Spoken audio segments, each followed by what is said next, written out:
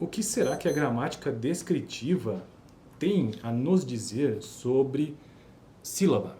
Qual que então é a perspectiva teórica que a gramática descritiva apresenta sobre o conceito de sílaba? É isso que eu quero descobrir no vídeo de hoje. Eu estou construindo uma playlist nesse canal sobre linguística, sobre letras, sobre coisas da faculdade de letras, sobre assuntos dessa faculdade. E essa é a playlist geral, de modo geral. Mas temos a playlist específica que é o quê? Gramática. Gramática do português brasileiro. E aí eu estou utilizando este livro, o texto base aqui, ó. Nova Gramática do Português Brasileiro, do Ataliba de Castilho. Uma extensa pesquisa que levou anos para concluir, até que finalizou num livro. E aí este livro dele trata sobre língua e gramática, né? Então ele coloca, eu sempre digo isso no princípio desses vídeos sobre gramática, teorias sobre a língua e a gramática que esse autor traz em seu texto. Ele diz que teorias linguísticas estão organizadas em 4 blocos do entendimento do que seja a língua. Então, o primeiro ponto de vista é que a língua ela é descritiva, ou seja, a gramática é um conjunto de produtos. A língua é descritiva? Não, a gramática será descritiva, ou seja, a língua é um conjunto de produtos estruturados. O segundo conceito, e a gente está tentando entender isso agora, eu estou nos vídeos sobre gramática descritiva.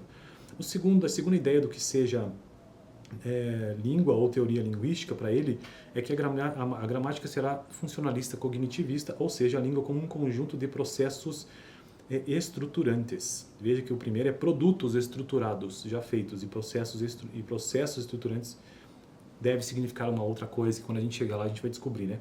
E por terceira teoria são 4 blocos, né? A gramática histórica, ou seja, a língua como um conjunto de produtos no sentido de resultado, multiplicação, processo e mudança. E por fim, a gramática será prescritiva, língua como um conjunto de usos bons. Vamos então ao assunto de hoje, que é sílaba. Vamos entender o que significa.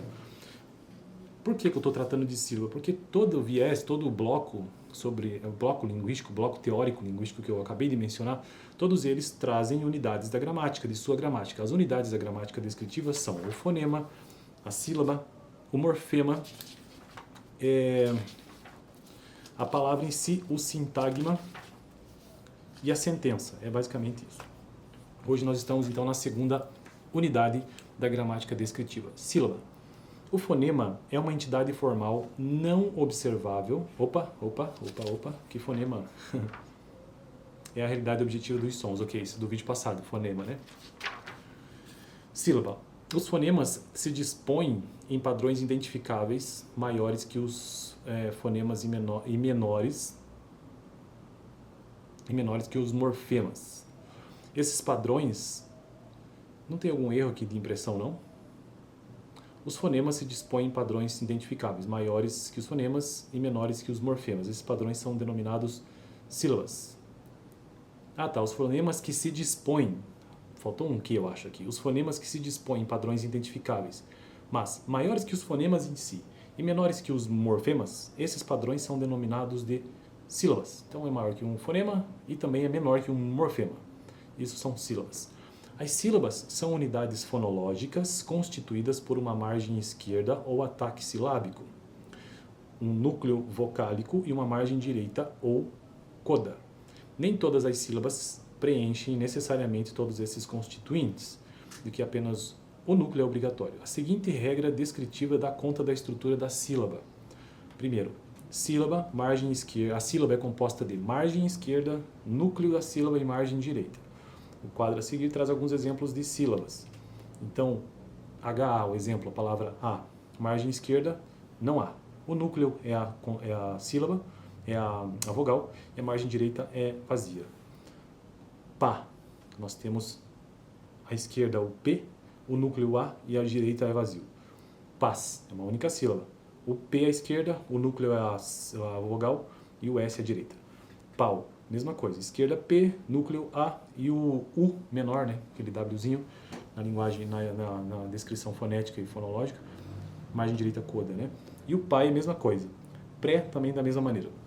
Observando a distribuição dos fonemas no interior da sílaba, então os fonemas que estão no interior da sílaba, descobre-se que as vogais figuram no núcleo, consoantes simples figuram em sua margem esquerda, ocorrendo restrições para os grupos consonantais e apenas LSR ou eu não consigo pronunciar só o som da consoante.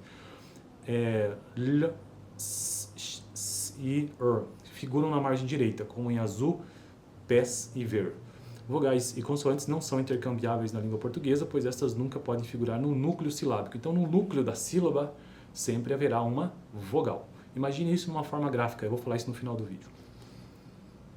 As sílabas terminadas por vogal são chamadas abertas, predominando estatisticamente sobre as sílabas terminadas por consoante ou semiconsoante, chamadas fechadas ou travadas.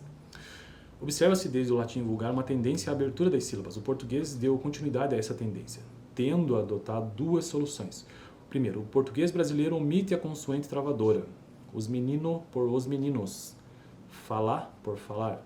Segundo, o português agrega uma vogal paragógica, ou seja, falare, falare por falar, comere por comer. Isso não é o português brasileiro, né? Bom, então esse foi o vídeo de hoje, a gente teve um entendimento básico do que seja a sílaba. Imagine que a sílaba esteja estruturada, imagine um gráfico assim, então eixo X ali horizontal, eixo Y vertical. E aí a sílaba ela faz esse desenho aqui, ó, deixa eu ver se eu consigo, como eu não edito o vídeo, né? Imagine que aqui está a sílaba, ela começa assim, sobe, faz uma parábola. Tá vendo? Movimento parabólico.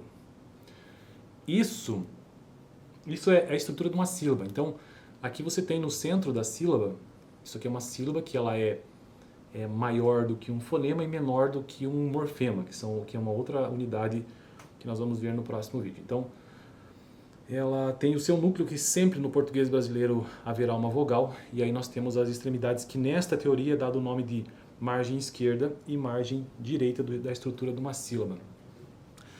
Fico por aqui. No próximo vídeo, então, vamos tratar sobre morfema. Eu já tratei sobre sílaba aqui no canal no vídeo passado, mas eu resolvi regravar o vídeo.